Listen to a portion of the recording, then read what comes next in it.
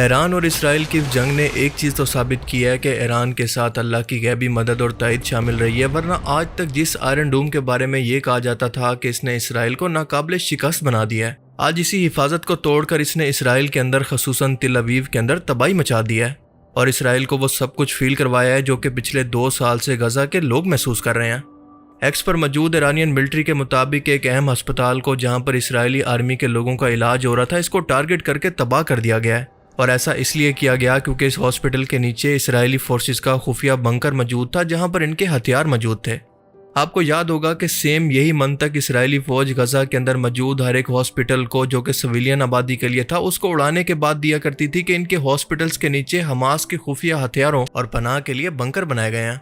और इसी तरह से जैसे गजा के लोग अपना घर बार छोड़कर जगह जगह पनाह लेने पर मजबूर हो चुके हैं, इसी तरह से इसराइली बेघर होकर बंकरों के अंदर अपनी जानें बचा रहे हैं और कह रहे हैं कि हम बस जिंदा रहना चाहते हैं। हमने ऐसा इससे पहले कभी महसूस नहीं किया। हम लोग खौफजदा हैं और खौफ के मारे सो भी नहीं पा रहे कि कभी भी हम पर कहीं से भी हमला हो सकता है। जिंदा तो रहना है और मुझे लगता है इससे पहले कभी मैंने ऐसा महसूस नहीं किया था, इसीलिए हमने यहाँ सोने का फैसला किया और लगता है कि यहाँ रात में हम सुरक्षित रहेंगे। यानी ईरान ने जानबूझकर वही तकलीफ और अजियत यहाँ के लोगों को महसूस करवाई है जो कि गजा के लोग पिछले 2 साल से तकलीफ और कर्ब के अंदर गुजार रहे हैं। और इसके बाद मजीद ईरानियन फोर्सेस ने यह कहा कि इसराइलियों के पास इस वक्त 2 ऑप्शन है कि या तो ये अपनी जान बचाकर बंकरों के अंदर रहें या फिर इसराइल को छोड़कर चले जाएं, क्योंकि ये जगह अब रहने के काबिल नहीं है और मुस्तकबिल के अंदर भी हम इसको सेहूनियों के लिए जहन्नुम बनाने वाले हैं। आप जरा याद करें कि सेम यही अल्फाज नेतन्याहू के गजा के लिए भी थे। और इस वक्त सूरत हाल ये है कि आयरन डोम के पास 1 हफ्ते से ज्यादा के इंटरसेप्ट मिसाइल नहीं बचे जो कि ईरान के इस मिसाइल अटैक को रोक सकें। और यही वजह है कि इसराइल का इसके अंदर इतना माली नुकसान हो चुका है कि इसका अंदाजा लगाना भी मुश्किल है। इसीलिए अमेरिका के लिए मजीद 1 दिन भी इसको बर्दाश्त करना मुश्किल था। और नेतन्याहू ने दुनिया के सामने सेम वही गजा कार्ड खेलने की कोशिश की है जो कि वो पहले भी मिडिल ईस्ट के अंदर खेलता आया है कि हम पर हमला हुआ है और हम अपना बदला लेने के लिए या फिर सेल्फ डिफेंस के लिए ईरान पर हमला कर रहे हैं। और अब की बार उसने ये हमला डायरेक्ट खुद नहीं किया बल्कि अमेरिका की तरफ से करवाया। 21 जून 2025 की सुबह ईरानी वक्त तकरीबन 3:30 पर अमेरिका ने ईरान की 3 न्यूक्लियर साइट्स पर हमला कर दिया है जिसमें फोर्डो, नतांज और अस्फहान शामिल हैं। आपको बताता चलूं कि फोर्डो ईरान की सबसे ज़्यादा महफूज पनाहगाह थी या फिर न्यूक्लियर साइट्स थी जो कि पहाड़ों के अंदर मौजूद थी। इसको भी टारगेट किया गया और इन पहाड़ों के अंदर बंकर्स को तोड़ने के लिए B-2 बॉम्बर त्यारे का इस्तेमाल किया गया, जिसको मैंने लास्ट वीडियो के अंदर डिस्कस किया था कि ये त्यारा अमेरिका का बल्कि दुनिया का सबसे एडवांस तरीन त्यारा है। और ये एक स्टेल्थ एयरक्राफ्ट है जो कि रडार की पकड़ में आए बगैर इंतहाई खामोशी के साथ एक वक्त के अंदर कई बम गिरा सकता है और न्यूक्लियर हथियारों को भी ले जा सकता है। ईरान के फोर्डो पर हमले के वक्त इसने 30,000 पाउंड के बंकर बस्टर बॉम्ब, जिनको GBU-57 MOP भी कहते हैं, ये गिराए। और साथ साथ नतांज न्यूक्लियर साइट पर भी हमला किया जो कि ईरान का एनरिचमेंट का सबसे बड़ा मरकज़ है। और इसके अलावा तीसरा अस्फहान को भी टारगेट किया गया जहां पर ईरान के यूरेनियम कन्वर्जन और फ्यूल फैब्रिकेशन का मरकज़ मौजूद था, इसको भी निशाना बनाया गया। B-2 बॉम्बर के अलावा अमरीकी सबमरीन से तकरीबन 30 के करीब क्रूज मिसाइल भी ईरान की तरफ दागे गए। आपको बताता चलूं कि अमेरिका ने यह त्यारा चिमकाडर की स्टेल्थ फ्लाइंग और स्टेल्थ स्किल से इंस्पायर होकर डिज़ाइन किया था और पहली बार यह 17 जुलाई 1989 के अंदर दुनिया के सामने आया था। इसको नॉर्थरोप ग्रोमन कंपनी ने बनाया और अमेरिका इसके सिर्फ 26 यूनिट ही अफोर्ड कर पाया क्योंकि इसको बनाना इंतहाई मुश्किल और इंतहाई महंगा था। आप इस बात से अंदाज़ा लगा लें कि इस एक त्यारे की कीमत तकरीबन $2.1 बिलियन के करीब है। अब अमेरिका ने तकरीबन इसको 35 साल पहले बनाया था और आज तक किसी भी मुल्क को नहीं बेचा, लेकिन आज जाकर चाइना ने इसको सियान H-20 के नाम से बना लिया है, लेकिन आज तक इसको पब्लिकली पेश नहीं किया गया। खैर, इस त्यारे पर मजीद कभी किसी वीडियो के अंदर डिटेल के अंदर बात करेंगे, क्योंकि इस वक्त अहम मुद्दा यह है कि जिस तरह से फखर से डोनाल्ड ट्रंप ने इस हमले का ऐलान किया और धमकी दी कि हमने ईरान की तीनों अहम न्यूक्लियर साइट्स को तबाह कर दिया है और हमारा मकसद पूरा हो गया है, लेकिन अब अगर इसके बाद ईरान बदले के तौर पर कोई कार्रवाई करता है या फिर अभी भी हमसे न्यूक्लियर डील नहीं करता तो इसका नतीजा बहुत ही बुरा होगा। हम इसकी ऐसी हालत करेंगे जो वो कभी सोच भी नहीं सकता। There will be either peace or there will be tragedy for Iran far greater than we have witnessed over the last 8 days. Remember, there are many targets left. यानी जैसे मैंने लास्ट वीडियो के अंदर कहा था कि नेतन्याहू कैसे भी करके अमेरिका को इस जंग के अंदर घसीट कर ले आएगा, और बिल्कुल वैसा ही हुआ, क्योंकि पूरी दुनिया ये बात जानती है कि इसराइल अकेला जंग के अंदर कभी भी कुछ नहीं कर सकता। ना तो इसके पास इतनी माली सपोर्ट है और ना इतने ताकतवर हथियार कि ये अमेरिका की मदद के बगैर किसी भी मुल्क से अकेले जंग जीत सके। और अगर अमेरिका मजीद 1 हफ्ते रुक जाता तो इसराइल पूरा तबाह हो चुका होता, क्योंकि इसके पास अपने डिफेंस के मिसाइल तो ख़त्म ही होने वाले थे और इसके अपने लोग अपना मुल्क छोड़ कर भाग रहे हैं। और आपको पता है कि हमले के डर से अपना घर छोड़कर वही लोग भागते हैं जो कि कब्जा माफियाओं या फिर किसी और की सरजमीन पर काबिज हों, वरना जिसका घर होता है वो कभी भी बमबारी के बावजूद और धमकियों के बावजूद अपने घर को छोड़कर नहीं जाता, जिसकी सबसे बेहतरीन मिसाल गजा और फ़लस्तीन के लोग हैं। अब ये बंदा डोनाल्ड ट्रंप शायद ये सोचता है कि वो ईरान को इस तरह से धमकियां देकर डरा कर इससे ज़बरदस्ती कुछ मनवा लेगा, लेकिन शायद ये ईरान की तारीख को नहीं जानता और सीरियसली ना इस बंदे को ग्लोबल पॉलिटिक्स की ज़्यादा समझ है। अगर ऐसा ना होता तो आज यूरोप इससे यूक्रेन की वजह से दूर ना हो रहा होता। और दूसरी तरफ अमेरिका के इस हमले के बाद ईरान ने यह ऐलान किया कि अब से मिडल ईस्ट के अंदर मौजूद अमेरिका की कोई भी बेस महफूज नहीं है, क्योंकि हम सबको टारगेट करेंगे। और साथ साथ हम स्ट्रेट ऑफ हॉर्मुज़ को भी ब्लॉक कर रहे हैं, जिसके बारे में हमने पिछली वीडियो के अंदर जाना था कि इसके ब्लॉकेज की वजह से अमेरिका और इस्राएली इकोनॉमी और इसकी स्टॉक मार्केट पेट्रोल की बहुत ज्यादा बढ़ने वाली कीमतों की वजह से क्रैश या फिर शूट कर सकती है। We will give the same response to United States as we have gave to Israel.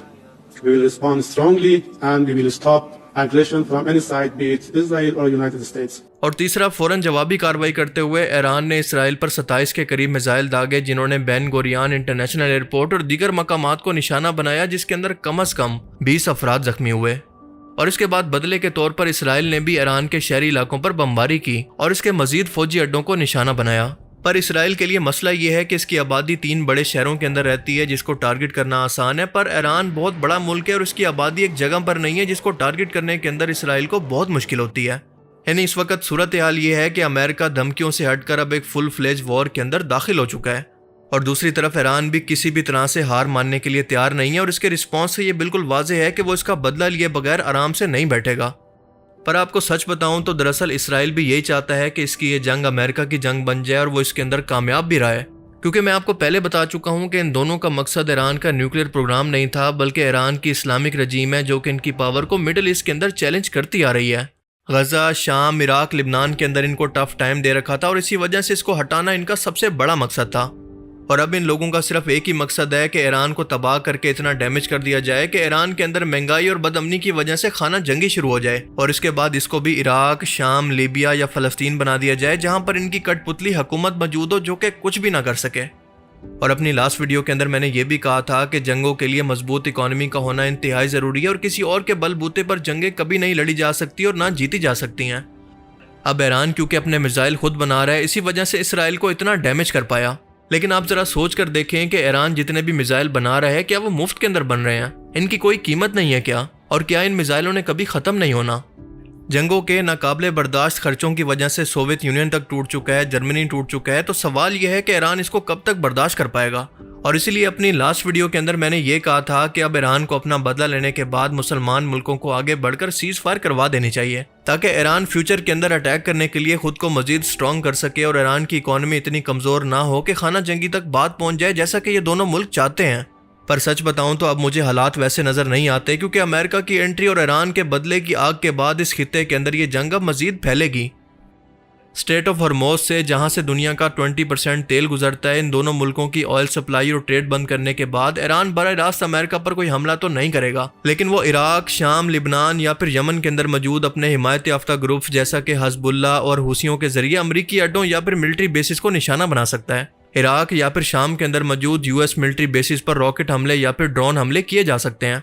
Iran की साइबर फौज अमरीकी बैंकिंग, पावर सिस्टम और कम्युनिकेशन सिस्टम को हैक कर सकती है, जो कि ये पहले भी कर चुके हैं। और अगर खुदा न खास्ता हालात मजीद ख़राब हो गए तो ईरान गल्फ के अंदर अमरीकी बहरी जंगी जहाज़ों पर ड्रोन से हमला कर सकता है, लेकिन वो हर सूरत मुकम्मल जंग या अमेरिका मुल्क पर डायरेक्ट हमले से बचेगा। अमरीकी ओपोजिशन कांग्रेस ने ट्रंप के इस फैसले को कानूनी तौर पर चैलेंज किया है कि हम लोगों को एतमाद में लिए बगैर ये हमला कैसे किया गया, ये तो सीधा सीधा ताकत का नाजायज़ इस्तेमाल है।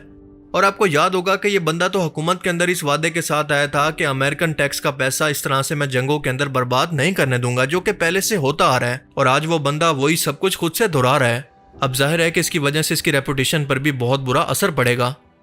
और जैसा कि मैंने कहा था और प्रेडिक्ट किया था कि वक्त आने पर तमाम मुस्लिम मुल्क न्यूट्रल हो चुके होंगे, बिल्कुल वही हो चुका है। तुर्की, पाकिस्तान, सऊदी अरेबिया मुकम्मल तौर पर खामोश हैं। और सोशल मीडिया पर तो ये खबरें भी गर्दिश कर रही हैं कि दरअसल अमेरिका ने ईरान पर इस हमले के लिए इंडिया और पाकिस्तान की एरोस्पेस को इस्तेमाल किया, और पाकिस्तानी मीडिया ये रिपोर्ट कर रहा है कि सिर्फ इंडिया की एरोस्पेस को इस्तेमाल किया गया। अब सच क्या है बिना सबूतों के मैं कंफर्म तो नहीं कर सकता, लेकिन बाकी आप समझदार हैं। अकेले है, तनहा है, कोई साथ नहीं दे रहा, ना पड़ोसी, ना दूसरा, ना कोई दोस्त मुल्क, ना दुश्मन मुल्क। कोई दोस्त है नहीं है, हकीकत ये बात है। ईरान का दोस्त कोई मुल्क नहीं है। क्यों नहीं है? जिस तरह इमाम हुसैन का दोस्त कोई भी नहीं था। इमाम हुसैन के रिश्तेदार थे, इमाम हुसैन के दोस्त थे, इमाम हुसैन के साथी थे, लेकिन मर्द मैदान नहीं थे। इमाम के साथ खड़े नहीं हुए, रिश्तेदार खड़े नहीं हुए, साथी खड़े नहीं हुए, करीबी खड़े नहीं हुए। वक्त मुश्किल दोस्त पता चलता है कौन। पूरा इंटरनेशनल मीडिया ये कह रहा है कि आप अपनी एयर बेस देने जा रहे हैं ईरान के खिलाफ, आप अपना समुद्र देने जा रहे हैं ईरान के खिलाफ। पाकिस्तान के फजाई अड्डे, पाकिस्तान का समुद्र, पाकिस्तान की जमीन, ये पाकिस्तान के अवाम की मलकियत है, किसी के बाप की जागीर नहीं है। सर ये ईरान के खिलाफ इस्तेमाल नहीं होंगे। हम ये काम नहीं होने देंगे। जो पूरे मीडिया पे चल रहा है उसको डिनाई करेंगे। मैं इन्हें अप्रिशिएट करूंगा, मैं इन्हें अप्रिशिएट करूंगा। उसको डिनाई करें सर, जो उसको डिनाई करें मैं उसको अप्रिशिएट करूंगा। सर आपके तो फ्लैट है फील्ड के अंदर है, आपने तो यहाँ से उठना है। अगर खुदा न खास्ता पाकिस्तान पर कोई मसला हुआ, आपने तो रातों रात फ्लाइट पकड़नी है, जिस तरह मुशर्रफ के टाइम पे पकड़ी थी, और यहाँ से निकल के। और दूसरी तरफ यूरोप ने भी कह दिया है कि मुज़ाकरात के जरिए इस मामले को हल किया जाए, क्योंकि हम इस जंग का हिस्सा नहीं बनना चाहते। और इसके बाद सुपर पावर्स यानी चीन और रूस अमेरिका की मजम्मत और ईरान से हमदर्दी के लिए सिर्फ यूनाइटेड नेशन के अंदर करारदाद पास कर रहे हैं और इसके अलावा कुछ भी नहीं कर रहे। आपको समझना होगा कि अपनी जंगें आपको खुद लड़ना पड़ती हैं। अब इस हमले के बाद फौरी तौर पर बदला लेने के साथ साथ ईरान सोच समझकर इसका कोई रद्द-ए-अमल देगा ताकि आलमी हमदर्दी हासिल कर सके। मिसाल के तौर पर रशिया और चाइना से मजीद हथियारों को खरीदेगा। और इस वक्त दुनिया की नज़रें यूनाइटेड नेशन, IAEA और रूस और चाइना पर हैं, जो कि सालिसी की कोशिश करेंगे। लेकिन फिर भी अगर ये सूरत हाल ना संभली तो ये पूरा खित्ता एक बड़ी जंग के अंदर जा सकता है, जिसके अंदर Israel, America, Saudi Arabia, Yemen, Iraq, Pakistan, तुर्की सब शामिल होंगे। यानी वो सब मुल्क जो कि या तो ग्रेटर इसराइल का हिस्सा हैं या फिर इसके वजूद के लिए खतरा हो सकते हैं। और इसी को देखते हुए ईरान का दुनिया से किया हुआ न्यूक्लियर मुआहदा, जिसको JCPOA कहा जाता है, हमेशा के लिए ख़त्म हो सकता है और ईरान बहुत ही जल्द न्यूक्लियर बम बनाने के करीब पहुंच सकता है। पर दोस्तों आगे क्या होता है ये तो आने वाले हालात पर ही डिपेंड करता है। अल्लाह ताला से दुआ है कि वो हमारे ब्रदर मुल्क ईरान की मदद फरमाए और बहुत ही जल्द इस खित्ते से इस जंग का खात्मा हो। बाकी आप इस बारे में क्या सोचते हैं, अपनी कीमती राय का इजहार कमेंट सेक्शन में ज़रूर करें। Thanks for watching this video. अल्लाह हाफिज़।